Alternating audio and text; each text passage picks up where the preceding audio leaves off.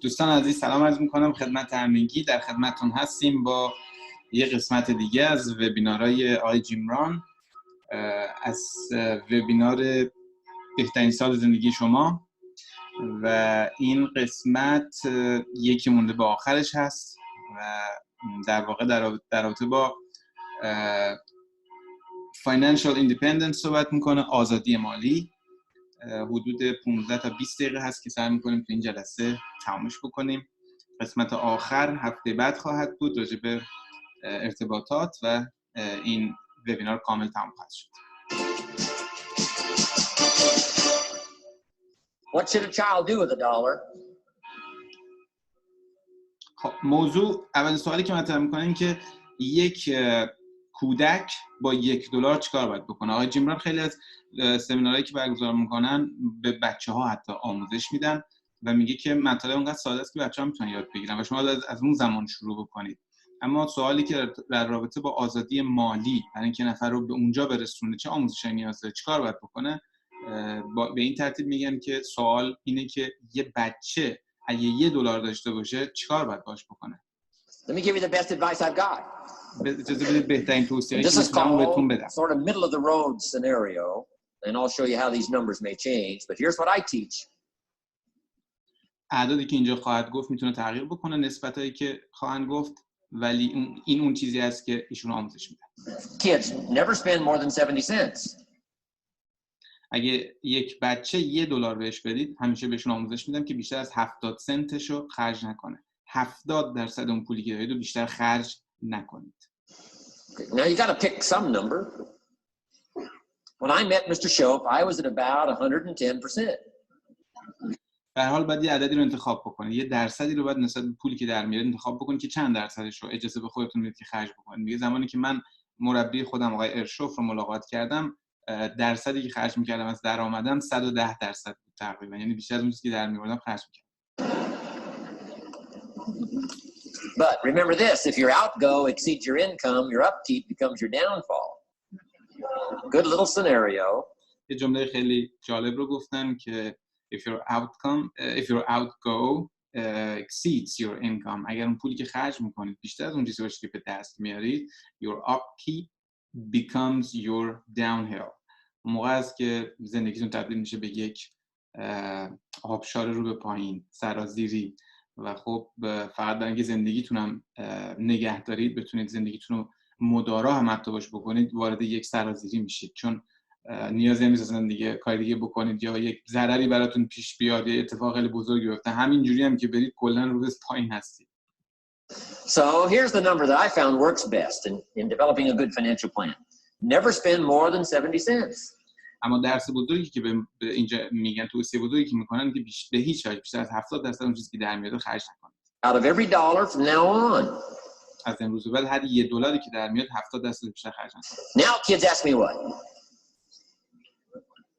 what do you do with the other 30 cents? Here. حالا بچه‌ها از من میپرسن که خب با اون 30% بقیه‌اش چیکار کنیم؟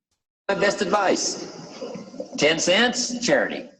بهترین توصیه که میتونم بهتون بکنم اینه 10% رو یا 10 سنت رو بدید به خیریه ها، در راه خیریه ها و کمک به دیگران استفاده بکنید.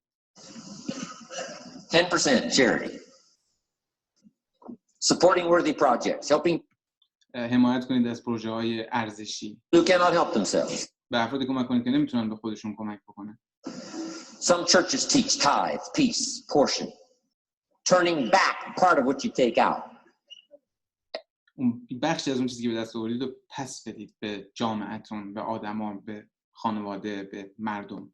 Excellent philosophy. این یک فلسفه فوق‌العاده است. That's what that 10% is. And اون 10% اینه. Nothing teaches children responsibility and character better than generosity. جمله خیلی مهمی رو میگه هیچ چیزی به بچه‌ها شخصیت و احساس مسئولیت رو بهتر از سخاوت یاد نمیده. یعنی به بچه‌هاتون سخاوت یاد بدید، چون اگر بهشون سخاوت یاد بدید دارای شخصیت میشن و مسئولیت پذیر میشن. هیچ چیزی، هیچ مدرسه‌ای، هیچ کتابی، هیچ معلمی، هیچ جایی کسی نمیتونه به بچه شخصیت، character و responsibility، مسئولیت پذیری بهش یاد بدید. اگه میخواید به بچه این دوتا رو یاد بدید، بهش سخاوت یاد بدید.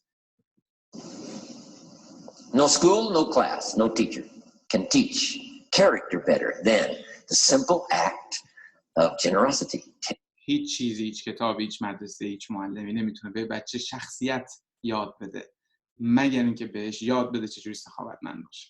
وقتی که به بچه‌هاتون یاد میدید که از هر $1 که دارن 10% رو کمک بکنن، این بهشون شخصیت یاد میده، بهشون شخصیت میبخشه.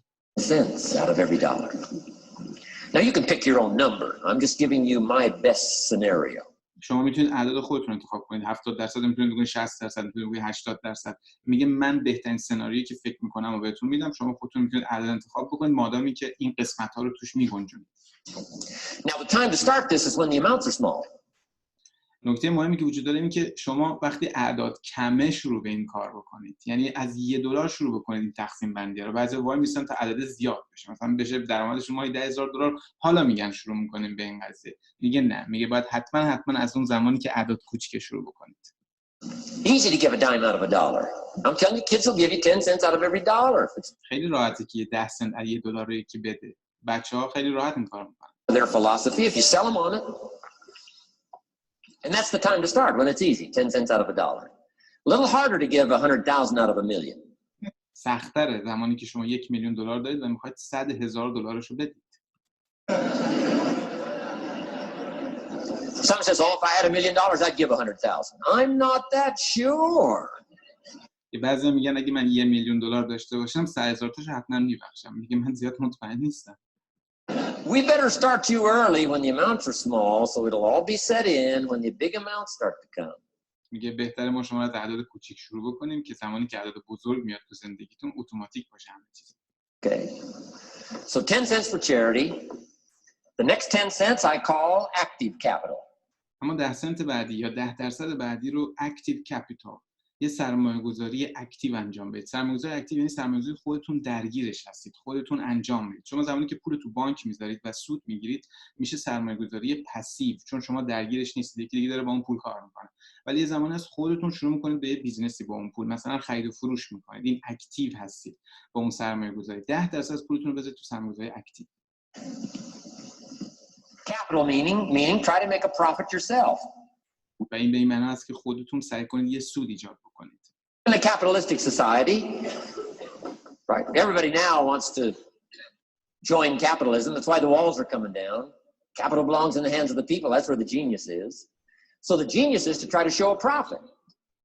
نبوغ تو اینه که شروع کنید به اینکه پروفیت یا سود خلق بکنید و این توی مفهوم توی فلسفه کپیتالیسم در واقع جایگاهی داره و حالا زیاد وارد اون بحث نمیخوام بشم. Buy and sell.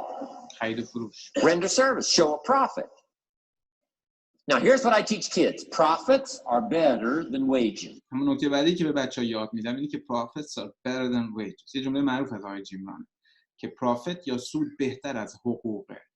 یه کارمند در نظر بگیرید حقوق میگیره، به این میگن ویج، یا یه کارگر، اون چیزی که بهش میدن اسمش ویج هست. اما وقتی که شما یه معامله میکنید، خرید و فروش میکنید و یه سودی میکنید، بهش میگن پروفیت. میگه من به بچه‌ها یاد میدم اینو، profits are better than wages، که سود بهتر از حقوق هست. Wages are okay, but wages help you make a living. حقوق هم اوکیه، میگه حقوق مشکل نداره، ولی حقوق زندگی شما رو، گذران زندگی شما رو اوکی میکنه، بهتون یه بخور و نمیر میده. Profits help you make a fortune. اما سود به شما موقعیت و شانس میده. The key is to just understand philosophically. مهم اینه که کلید اینه که شما اینو بفهمید، فلسفه پشت سود و حقوق رو. Simple economic scenario. And there's all kinds of ways to make a profit. I'm working on a new book. Here's what it's called. I think it's going to be called. Of course, kids should pay taxes. میگه پروفیت های زیادی هست، سود های زیادی وجود داره که حالا راجع به انواع اقسام سود صحبت خواهم کرد، ولی در ادامه میگن که من دارم این کتاب می‌نویسم که اسم این کتاب عنوانش هست Of course kids should pay taxes. میگه البته که باید بچه‌ها هم مالیات بپردازن.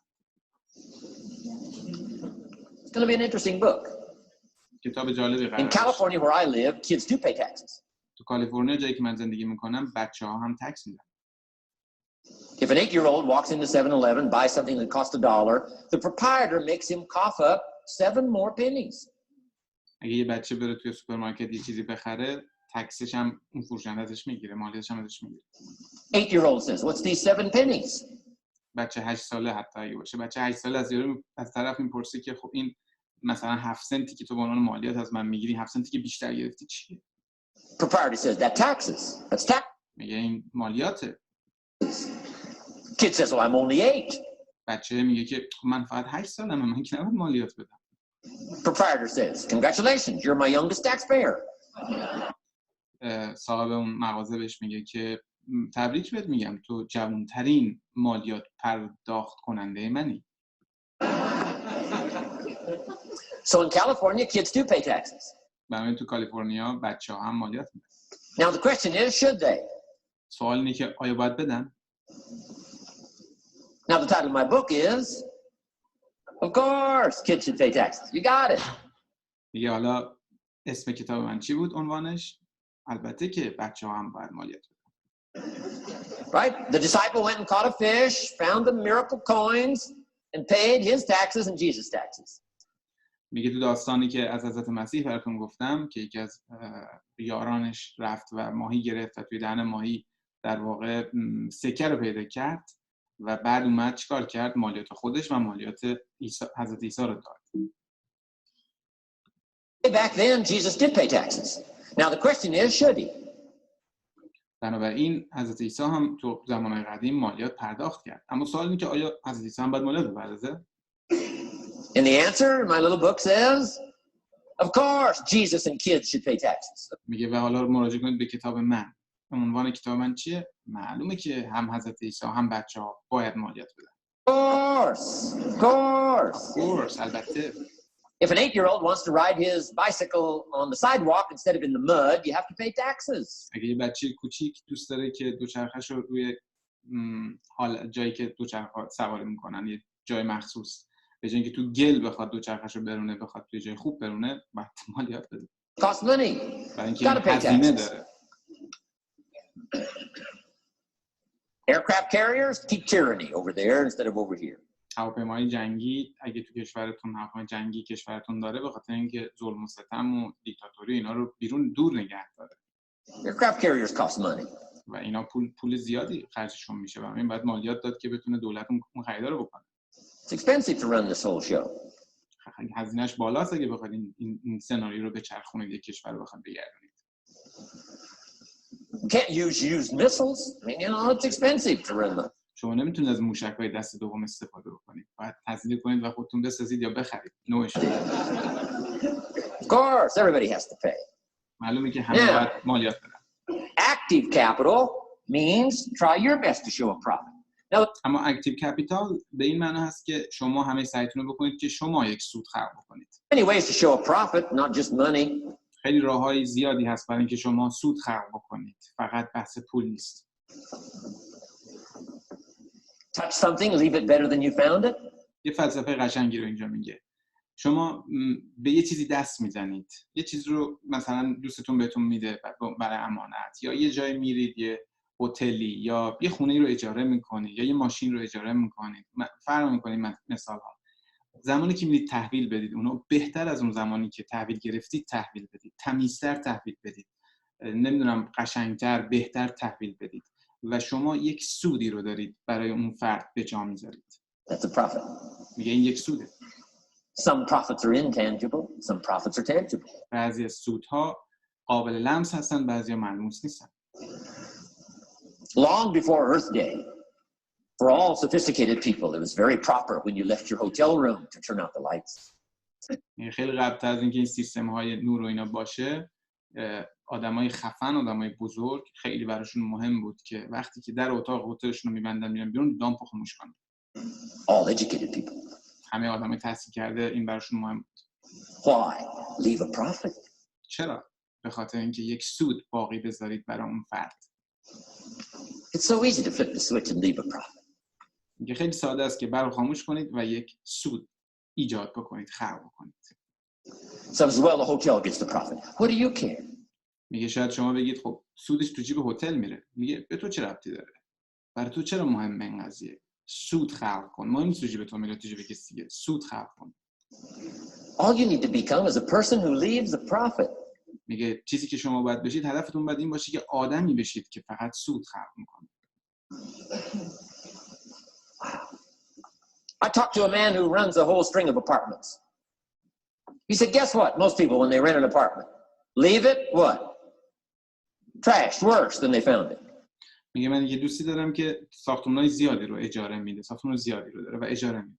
میگم به من میگه که حدس بزن زمانی که میان اجاره میکنن، زمانی که میرم ازشون تحویل بگیرم چه جوری اون خونه رو تحویل من میدن. یه آشغالدونی تحویل من میدن.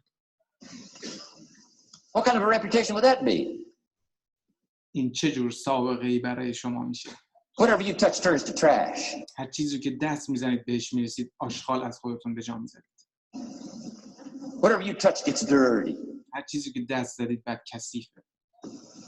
Nothing you touch gets better. هیچ چیزی از چیزایی که شما بهش رسید و دست زدید بهتر نمیشه. See, that's a poor philosophy. No, این یک فلسفه خیلی خیلی ضعیفه. leads to poverty. Small که این شما رو به فقر میرسونه. lives. As one زندگی کوچیک براتون ایجاد میکنه. said, living lives of quiet desperation. بهش میگن living lives of quiet desperation. یعنی زندگی سرشار از ناامیدی. Where it all begins. Failure to leave a profit when you can. Turn out the lights. Doesn't matter what it is. زمانی که شکست میخورید، موفق نمیشید تو اینکه پروفیت ایجاد بکنید، سود ایجاد بکنید. Become profit-minded. Profits are better than wages. ذهنیتتون رو ست کنید روی سود. Because profit has the potential to make a fortune. Wages has the potential to make a living.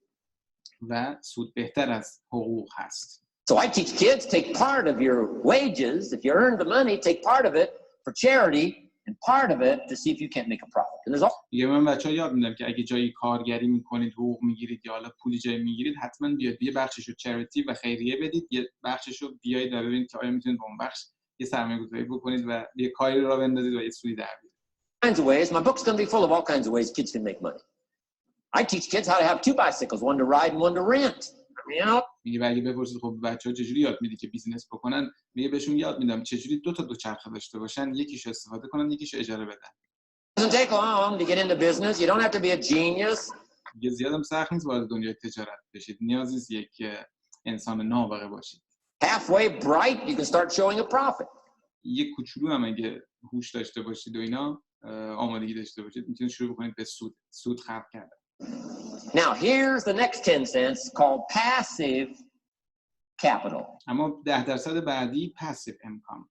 passive capital، سرمایه‌گذاری پسیو، سرمایه‌گذاری که شما توش درگیر نیستید. مثل زمانی که پول میسپرید دست یه نفر، اون باش کار میکنه و به شما سود میده. زمانی که پول توی بانک میذارید و سود میاد توش، به این میگن پسیو. شما اونجا کاری نیستید، اکتیو نیستید. Meaning let somebody else use the capital you provided. You're passive, they're active. میتونید سرمایه در اختیار یکی دیگه قرار بدید، اون کار بکنه. اونا اکتیون، شما پسیو هستید و اونا سود به شما بدن. And let them pay you interest. و اجازه بدید اونها به شما سود بدن. Profits and interest. Unique way to make a fortune. Profits و interest. میگه یکی از سیستمایی که شما تو ذهنتون باید باشه برای اینکه خلق ثروت بکنید و خلق موقعیت برای خودتون بکنید، این که سود تو ذهنتون باشه و سود. سود منظور profit به انگلیسی یعنی زمانی که شما معامله خرید و فروش میکنید و سود میکنید. و این یکی دومیه سوده که خب معنی انگلیسی کلمه interest هست، به معنی سود بانکیه، زمانی که اون درصده رو میگیرید. من این دوتا تو فارسی یکی شد ولی تو انگلیسی فرق میکنه. In fact, there's a Bible philosophy. I teach teenagers this Bible philosophy. Here's یک فلسفه‌ای توی کتاب تورات هست، کتاب مسیح، که من بچه‌ها یاد میدم. The borrower is servant to the lender. The borrower is servant to the lender. یعنی کسی که قرض میده، کسی که قرض میگیره، the borrower، کسی که قرض میگیره is servant، در خدمت to the lender، کسی هست که قرض بهش داده. یعنی زمانی که یک نفر میاد پول از شما قرض میگیره و با اون پول کار میکنه و میخواد سود شما رو بده، در خدمت شماست. این جمله کتاب مسیح. Wow. So where is the power position? میگه پوزیشن یا موقعیت قدرتمند کدومه این دو نفره؟ کسی که پول قرض میده، کسی که پول قرض میگیره. Not a spender. کسی که اینو خرج میکنه نیست. A lender. A lender. کسی که داره قرض میده هست. And if I've taught teenagers well, if you ask them among some of the things you want to be, you know, when you grow up, you know, as years pile on, what would you like to be? I'm telling you, among some of the things that they would like to be, if they've sat in on my classes or gotten some of my material, they would say, I want to be one of them lenders. میگه و اگه بچه‌هایی که من بهشون درس یاد میدم باشون صحبت بکنید و ازشون بپرسید اون چیزایی که دوست دارن تو آینده بشن، تو آینده دوست دارن چه کاره بشن، به چی بشن، و اگه اونا تو سمینار من باشن و من بهشون درس داده باشم و اینا، یکی از اون چیزایی که خیلیشون دوست دارن بشن اینه که میگن من میخوام لندر بشم، این کسی که قرض میده. انقدر ادیفای میکنه احتمالاً تو اون جلسه که بچه‌ها دوست دارن لندر بشن. Powerful position. Let somebody else use your capital. Some projects require more capital than any one person has. So we've got capital pools, whether you put it in a financial institution or whatever. یه بعضی از پروژه‌ها برای اینکه اتفاق بیفته و رقم بخوره و انجام بشه نیاز به سرمایه‌ای داره که اون یه نفری که اون پروژه رو انجام میده اونقدر پول نداره و همین یه استخر سرمایه ایجاد میشه، افراد سرمایه‌گذاری میکنن و اون فرد اون سرمایه کار انجام میده. بنابراین شما میتونید از این موقعیت استفاده بکنید. Right? Earn an interest, earn a profit, right? Buy a car and sell it for more than you paid for it. یک ماشین بخرید و بعداً گرونتر بفروشید. Why? Because you leave it better than you found it. چجوری میتونید کار بکنید؟ به شرطی که بهتر از اون چیزی که روز اول بود نگهداریش کنید و قشنگترش کنید، بهترش کنید و بعد ارزشمندتر بشه. Touch something and leave a profit. touch something یعنی اگه به چیزی دست زدید سعی کنید با سود کنار برید. Okay, it's not just wrapped up in money and economics. This helps to teach all other scenarios of life. این فقط بحث پول و اقتصاد نیست. این همه سناریوهای زندگی رو میتونه درگیر بکنه این فلسفه. Profit and capital and expenditures. What to do with your time and what to do with your life. What to do with your time and what to do with your life. حتی با زمانتون چجوری برخورد کنید، با زندگیتون چجوری برخورد کنید. این میتونه تو همه اون زمینه‌ها این فلسفه کپی بشه. As well as what to do with your money. همچنین چیکار با پولتون بکنید. Okay? Now this little scenario I call the ideal. میگه این سناریویی که بعدون گفتم 70 10 10 10 که میشه 100%، این ایدئاله. Here's what's important, to set up the ideal and work toward it. میگه چیزی که مهمه اینه که ایدئال خودتون انتخاب کنید و روش کار کنید. Because at first you may not be able to do these numbers. شاید اول کارتون نتونید با این ترکیب عددی برید جلو. 70 10 10 شاید نتونید، شاید 90 3 3 4 بتونید برید. Some people are in such desperate situation currently, they got to go 97 1 1 and 1. I mean, you know, بعضی انقدر شرطشون بده که شاید 97% باید خرج کنن، 1% بذارن تو اون ستا. I had to start there. میگه شخص خود من از اونجا شروع کردم. 97 1 1 1. Start with pennies. And پنی دادم. پنی منظور یعنی 1 تومن 2 تومن منظور. قروش دادم. remember, it's not the amount that counts. Mr. Schoaf gave me the clear situation. Here it is. It's not the amount that counts, it's the plan that counts. It's not the amount that counts. It's the plan that counts. این نکته جمله خیلی قشنگی از ارشوف میگه. میگه ارشوف من یاد داد که عدد مهم نیست. پلن مهمه. It's not the amount that counts. عدد و مبلغ مهم نیست. It's the plan that counts. اون پلنی که داری، برنامه‌ای که داری، اون اهمیت داره. 97 1 1 1 1 1 1 یا 70 10 10 10 عدد مهم نیست. پلن مهمه. داشته باش پلنتون. When I met Mr. Schoaf, I'm 25 years old. I said to him, if I had more money, I'd have a better plan. He said, میگه زمانی که ارشوف رو دیدم 25 سالم بود. بهش گفتم که if I had money, I'd have a better plan. میگه بهش گفتم اگه پول داشتم پلن بهتری تو زندگی میریختم.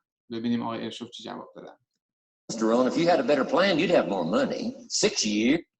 میگه به من گفتش که نه اینجوری نیست میستر جیم ران. If you had a better plan, you had more money. میگه اگه تو پلن بهتری تو زندگی داشتی پول بیشتری داشتی.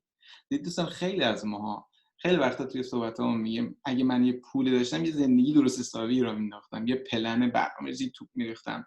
میگه به من ارشوف مربی من به من گفتش که اینجوری نیست. If you had a better plan, you had more money. این جمله برعکسه. اگه تو پلن بهتری تو زندگی داشتی پول بیشتری داشتی. 6 years in America, 6 years. میگه به من گفت 6 سال گذشته توی آمریکا زندگی میکنی و گند زدی. Come on, it's not the money, it's not the amount, it's the plan that counts. پول مهم نیست، مبلغ مهم نیست، پلن تو مهمه. So set up an ideal plan like this. Now you can rearrange this and modify it to suit yourself. یه پلن این شکلی واسه خودتون بذارید. با اعداد بازی کنید، عددی که به زندگی خودتون میخوره انتخاب کنید. Giving you here as an example. So set up the ideal and then start making progress toward it. ایدئال خودتون انتخاب بکنید، از یه جایی شروع کنید و به سمت اون حرکت کنید. Because finally these numbers are going to change if you move on up into the higher area. برای اینکه این اعداد بالاخره تغییر میکنه اگه شما پیشرفت بکنید. The people I work with around the world couldn't spend 70 cents out of every dollar would be obscene.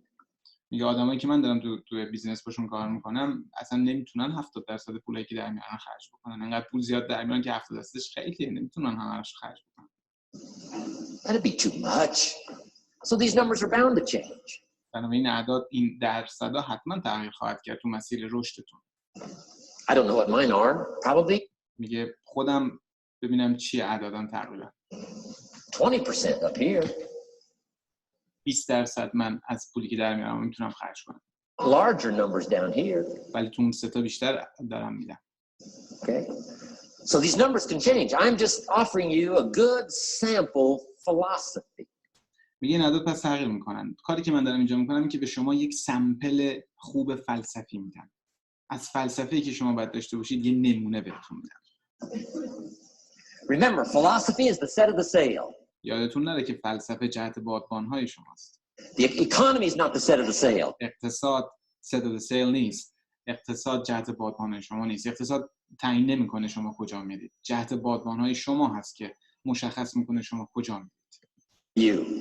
For you, the set of the sail is your own philosophy, your own thinking, your own plan. و اگه می‌خواید جهت بادبان‌های خوبی داشته باشید، فلسفتون رو چک بکنید. فکرتون رو چک بکنید. پلنتون رو چک بکنید.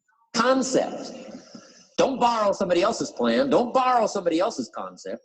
مفهوم و پلن کسی دیگر استفاده نکنید. خودتون پلن خودتون رو بریزید. Don't borrow the concept, spend all you can, cross your fingers and hope for the best. Don't borrow. میگه از این فلسفه‌ای که بقیه دارن که هر چی میتونی خرج کن، دوباره میاد، ببینیم خدا بزرگه، میگه اینا رو نرید سراغش. That. Develop your own philosophy and I'm telling you it'll lead you to unique places.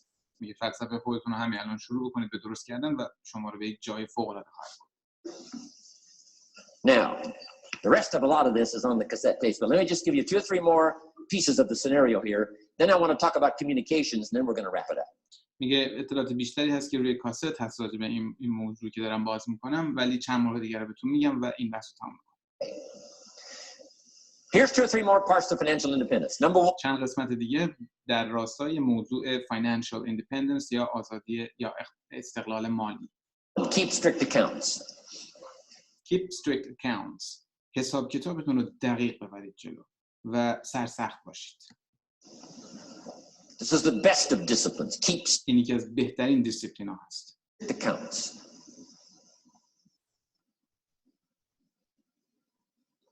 Did you ever hear this expression? I don't know where it all goes. میگه تا حالا شنیدید بعضیا میگن که من اصلا نمیدونم پولام چی میشه. Did you ever hear that? هیچ وقت شنیدید؟ I don't know where it all goes. I don't know where it all goes. Oh, we'd love to have you run our company. تو باید بیای حتما شرکت ما رو مدیریت بکنی. انقدر خفنی. Don't know where it all goes. نمیدونی پولا کجا میرن؟ Whoa. Did you ever hear this? It just gets away from me. اینو شنیدید که بعضیا میگن که انگار که پولا از دستم در میره، اصلا فرار میکنن. تو همون مایه‌ای که نمیدونم چی میشه پولا. It just gets away from me. We'd love to turn the world over you. میگه بهش میگم به کنایه میگه تو باید به دنیا رو بگردونی. تو باید رئیس دنیا باشی، انقدر خفن. It's away from you.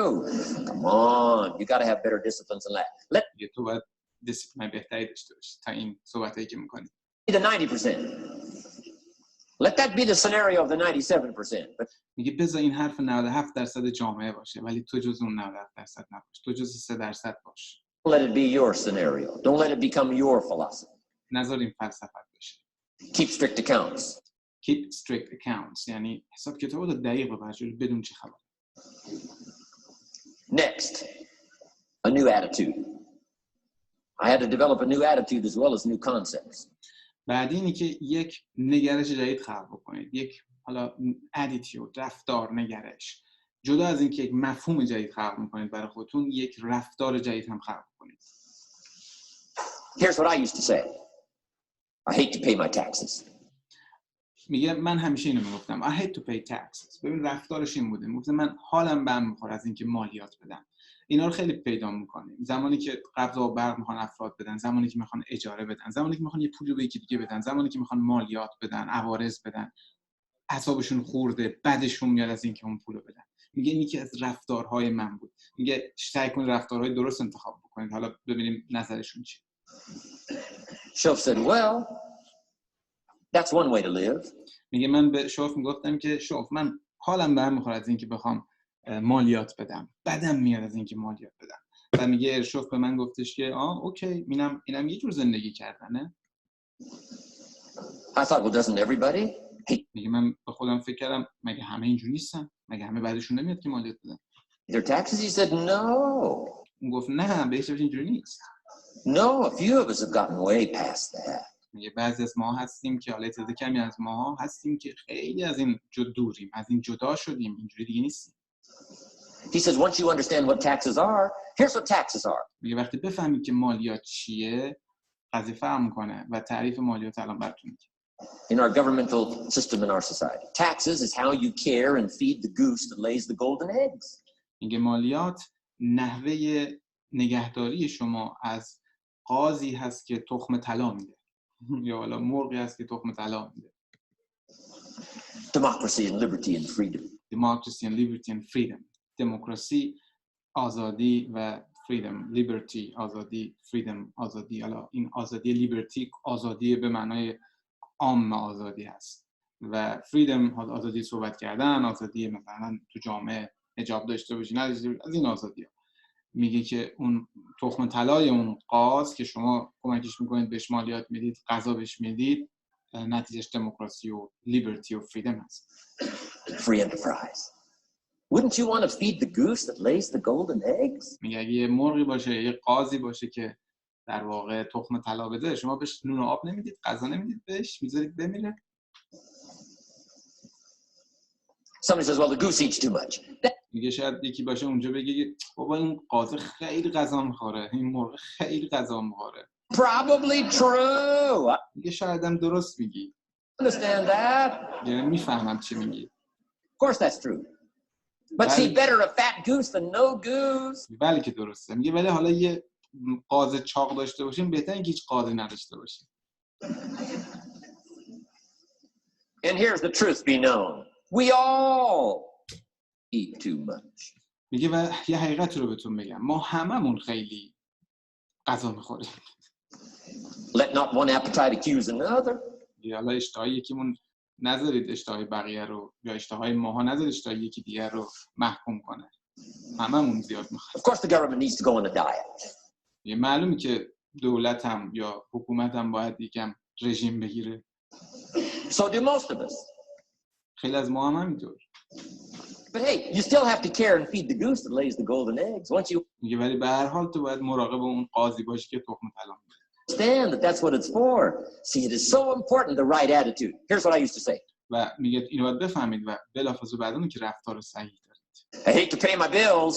میگه اینو نگاه کنید که میخوام بهتون بگم. همیشه میگفتم حالم به هم میخوره، متنفرم از اینکه قبض و برق و اینا بدم. You open up the mails, nothing but these window envelopes. میگه هر موقع که میرم این پستو باز میکنم پر از این پاکتنامه‌هایی که غذا، آب، برق، گاز، تلفن اینا هست مثلا. Hate to pay my bills. Shoaff said, well, that's one way to live. یه شوف به من گفتش که اینم یه جور روش زندگی که تو داری. Said, well, doesn't everybody hate to pay their bills? He said, میگه ازش پرسیدم که همه اینجوری نیستن، همه متنفر نیستن از اینکه غذا و برق اینا بدن. no, some of us are way beyond that. یه گفتش نه، خیلی بعضی از ما هستیم که خیلی از این چیزی که تو میگی دوریم. I said, is it possible to love to pay your bills? He said, گفتم ممکنه که یه نفر عاشق این باشه که قرضشو بده؟ yes. گفت بله. Reduce your liabilities, increase your assets. میگه اگه فکر کنی اینجوری بهش که قرض‌ها تو کم بکنی و دارایی‌ها تو بیشتر بکنی و براش هیجان داشته باشی، اون موقع است که عاشق پرداخت این قرضا میشی. اینا بدهیای توئه. Wouldn't you love to do that? میگه عاشق این کار نیستی؟ So start a whole new attitude here. بنابراین یک رفتار جدید واسه خودتون شروع کنید. Next time you pay $100 on an account, put a little note in there and say, with great delight, I send you this $100. یه دفعه بعدی که قبض آب یا برق یا هر چیزی که میدید، یه $100 اگه بهش میدید، یه نوت هم کنارش بنویسید با عشق و با ذوق و با شوق فراوان، اینم $100. I mean, they don't get many letters like that. میگه زیاد نامه اینجوری اینا دریافت نمیکنن تفلکا. Reduce my liabilities, increase my assets. Reduce my liabilities and increase my assets. این خیلی قشنگه. Reduce my liabilities یعنی اون قرضامو، اون بدهیامو کم کنم. Increase my assets. دارایی‌هامو زیاد کنم. Picture's changing, my picture's improving. I love to pay my bills. میگه الان دیگه عاشق پرداخت قرضام. The money in circulation. اینجوری پول به جریان می‌ندازید. Taxes feed the goose that lays the gold in it. مالیات به اون قاضی که داره تخم طلا میده در واقع غذا میرسونه. It's a matter of attitude. این یک نوع رفتاره. And here's the last on attitude. Everybody must pay. یه نکته آخر اینی که همه باید پرداخت کنن. همه باید مالیات رو پرداخت کنن. Of course, life is called opportunity, but life is called price. But we must all pay. میگه درسته که زندگی موقعیته، ولی زندگی قیمت هم داره، پرایس داره، بها داره، بهاش هم باید بدیم. We must all share. ما هممون باید اینو با هم قسمت بکنیم، بیایم وسط. One of the classic stories of all time. یکی از داستان‌های خیلی کلاسیک تاریخ اینه که from ancient Bible script said. از تورات قدیم. Jesus one day and his disciples were standing by the church treasuries. حضرت عیسی و disciples یعنی رهروانشون، آدمای خاصی که دور برش بودن، کنار صندوق کلیسا وایساده بودن. Dog treasury. Watching people as they came by and put their offering in the treasury. داشتن تماشا می‌کردن آدمایی که می اومدن و کمکشون رو به کلیسا داشتن می‌دیدن. اونا می اومدن توی صندوق پول می‌ریختن. That wouldn't be a bad idea. Jesus and his disciples standing by the treasury while everybody walks by. Jesus میگه سناریو قشنگیه. فکر کن حضرت عیسی با رهروانش، یکی از رهروانش وایساده اونجا و داره افراد تماشا میکنه اونجا که میان و پول میندازن تو صندوق و اونم نگاه میکنه. اوکی. How much was that? How much was that? چقدر داد؟ اون چقدر داد؟ این چقدر داد؟ Interesting. And the story said some people came by, put in big amounts. و داستان میگه که بعضیا پولای زیادی می‌ریختن. People came by, put in modest amounts. بعضیا پولای معمولی می‌ریختن. And the story says then a little lady comes by and puts in 2 pennies in the treasury. میگه بعد میگه که یه خانومی اومد و 2 پنی انداخت توی اون صندوق. 2 پنی مثلا اینجوری فرض کنید که یه نفر بیاد و 2 تا سکه 1 تومانی قدیمی مثلا بندازه، 5 تومانی قدیم سکه 5 تومانی بندازه تو مثلا، میگه عدد خیلی کمی رو ریخت. Jesus says to his disciples, look at that. میگه حضرت عیسی به اون دوستش گفت نگاه کن. Look at that. نگاه کن. Disciple said 2 pennies, 2 pennies. What's 2 pennies? میگه اون دوستش گفت 2 پنی دیگه. میگه 2 پنی چیه دیگه؟ 2 پنی دیگه پولی نیست که این انداخت تو صندوق. Jesus said, no, you don't understand. Jesus حضرت عیسی گفتش که نه تو متوجه نیستی. He gave more than everybody else. این بیشتر از هر کسی دیگه پول داد. They said 2 pennies is more than everybody else. ازش پرسید، از حضرت عیسی پرسید که 2 پنی از همه پول دیگه بیشتره؟ نمیشه که این. Yes. Because I'm certain that her 2 pennies represented most of what she had. میگه بله این بیشتر از پول بقیه بود، به خاطر اینکه 2 پنی میزان زیادی از اون چیزی بود که ایشون داشت. And if you give most of what you have, then you've given the most. و اگر تو بیشترین چیزی که داری رو میدی، تو بیشتر از همه داری میدی. داستان بیل گیتس اون پسر سیاه‌پوست هم دقیقاً تو همین هست که زمانی یه مقداری پول به بیل گیتس میده، توی رابطه روزنامه بوده چی بوده، و یه زمانی بیل گیتس رو پیداش میکنه و میگه که میخوام بهت برگردونم. میگه نمیتونی. میگه چرا؟ میگه بعد همه داراییتو بدی، چون که اون روزنامه یا اون هر چیزی اون موقع من بهت دادم همه اون چیزی بود که داشتم. Wow. What a lesson to learn. چه داستانی برای یادگیری، چه درسی برای آموختن. It's not the amount. It's what it represents of you. It's not the amount. مبلغ مهم نیست. It's what it represents life that counts. that counts. اون چیزی که این نمایندشه مهمه. اون 2 پنی نماینده همه زندگی اون بود. میگه این که این نماینده چیه اون مهمه، اون مبلغ مهم نیست. Now let me give you the wisdom of the scenario that did not occur. میگه حالا بذارید درس پوشیده این داستان رو براتون بگم که اتفاق نیفتاد البته. And this is the greatest of wisdom. و این یکی از بهترین دانایی هاست. And in my own particular peculiar brilliance, I have the ability to record for you what was not recorded in the scenario of the story. که من با اون استعدادی که دارم میتونم چیزی که اتفاق نیفتاد ریکورد، چیزی که اونا ننوشتن توی تاریخ و من براتون بگم چی بود که اتفاق نیفتاد. میگه من براتون اینجوری میگم که یه اتفاق اونجا نیفتاد ولی خب این تو تاریخ ننوشته که اتفاق نیفتاد. میگه ولی من با توجه به استعدادی که دارم میتونم اینو بهتون بگم. شوخی میکنم.